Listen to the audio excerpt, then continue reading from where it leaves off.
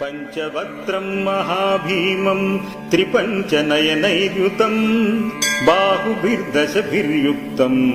सर्वकाम्यार्थसिद्धिदम् पूर्वान्तु वानरम् वक्त्रम् कोटिसूर्यसमप्रभम् दंष्ट्राकराळवदनम् भ्रुकुटीकुटिलेक्षणम् हसैव दक्षिणम् वक्त्रम् नारसिंहम् महाद्भुतम् अत्युग्रतेजो वपुषम् भीषणम् भयनाशनम्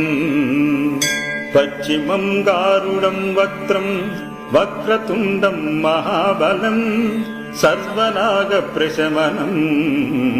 विषभूतादिकृन्तनम् उत्तरम् सौकरम् वक्त्रम् कृष्णम् दीप्तम् नभोपमम्